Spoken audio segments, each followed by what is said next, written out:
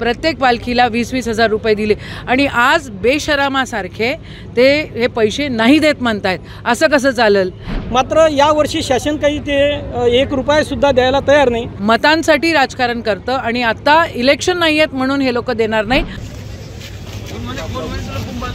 महासंघाच्या वतीनं मागील वर्षी आम्ही ही मागणी मुख्यमंत्र्यांकडे रोखून धरली होती आणि त्यामुळं मग मागील वर्षी 20,000 रुपयाचं अनुदान शासनाने दिलं.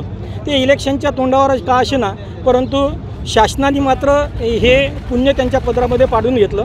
यावर्षी आम्ही मागच्या वर्षी जवळजवळ 1500 दिंड्यांना 3 कोटीचं अनुदान शासनाने दिलं. यावर्षीसुद्धा आम्ही 20,000चं अनुदान प्रत्येक दिंडीला द्यावं आणि हीच प्रथा पुढेसुद्धा चालू ठेवावी. कारण त्याचं कारणच असं आहे की जे वारकरी या दिंड्यांमध्ये चालतात, पाऊले चालती पंढरीची वाट, तर त्यांच्यासमोर फक्त एकच ध्येय असते, रूप पाहता लोचनी आणि सुख झाले हो साजनी. या ध्येयानं प्रेरित होऊन वारकरी तो चालत असतो.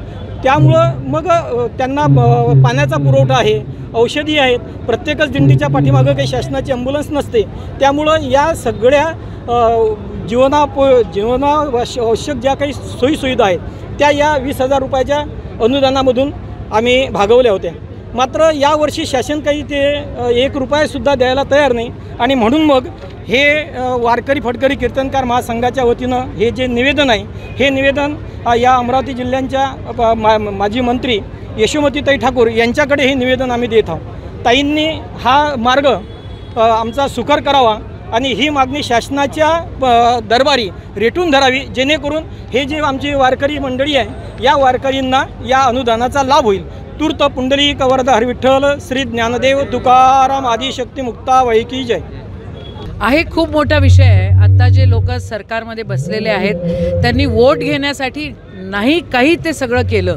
मला बघा एक गोष्ट, आज वारकरी चालले आहेत, आज महाराष्ट्राच्या कानाकोपऱ्यातून पालख्या चालल्या आहेत. मागच्या वर्षी प्रत्येक पालखीला 20-20 हजार रुपये दिले आणि आज बेशरमासारखे ते हे पैसे नाही देत म्हणतायत. असं कसं चालेल?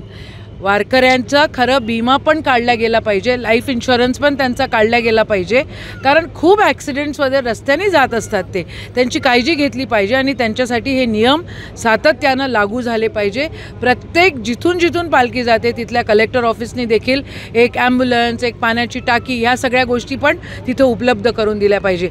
पण हे जे सरकार आहे हे फक्त मतांसाठी राजकारण करतं आणि आता इलेक्शन नाही आहेत म्हणून हे लोक देणार नाही. असं चालणार नाही. आम्ही आमचे हक्काचे पैसे वारकऱ्यांना तो अधिकार दिल्याशिवाय आम्हीही शांत बसणार.